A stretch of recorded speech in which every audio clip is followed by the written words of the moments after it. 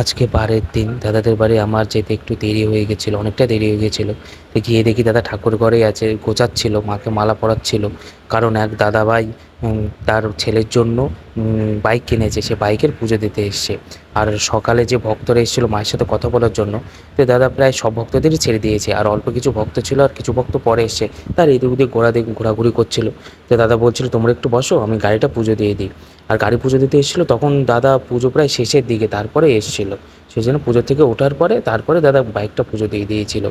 আর খালি বাইক না, চার চাকা, ইঞ্জিন ভ্যান, টোটো, যে যায় ভক্ত গাড়ি কেনে সব দূর দূর দিগান্ত থেকে পুজো দিতে আসে মায়ের থানে। আর ওই মায়ের কাছ থেকে আশীর্বাদ নিয়ে যায়। দাদা তো নিজে হাতে দাদা আশীর্বাদ দিয়ে দেয়। আর এখানে সব কিছু তো মায়ের আদেশেই হয়। দাদার গাড়ির পুজো দিতে একটু সময় লাগে, এদিকে ভক্তরাও ব্যস্ত ধরিয়ে দেয়।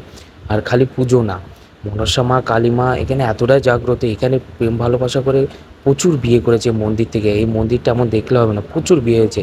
কিছুদিন আগে বৈশাখ মাসেও দাদা তিনজনকে বিয়ে বিয়ে দিয়েছে, প্রেম ভালোবাসা করে এসে বিয়ে দিয়েছে। আর এমনি যাদের এই অ্যারেঞ্জ ম্যারেজ হয় তাদের বিয়ের আগে শাঁখা পলা সিঁদুর শাড়ি মায়ের চরণে তারা দিয়ে যায়, দিয়ে তারপর আশীর্বাদ নিয়ে সেগুলো আবার নিয়ে গিয়ে সে ভক্ত মায়েদের তাদের মেয়েদের বিয়ে দেয়। আর ছেলেদের বিয়ে হলে তখন দাদার কাছ থেকে আশীর্বাদ নিয়ে যায়।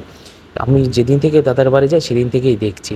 আর দাদা এখন প্রেম ভালোবাসা করে বিয়ে এখন দিতে চায় না, কারণ একটু ঝামেলার সৃষ্ট, একটু সমস্যা হয় দাদার।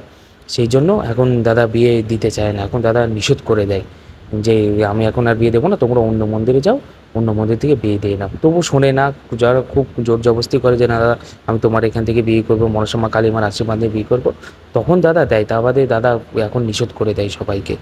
আর আজকে তো এমনিই দাদা খুব ব্যস্ত থাকে, এমনি একটা গাড়ি পুজো দিতে দিতে অনেকটা সময় লেগে যায়। তারপরে আবার আরেকটা দাদাভাই এসে বলছে দাদা আমার গাড়িটা পুজো দিয়ে দাও আর একটু মায়ের আশীর্বাদ দিয়ে দাও।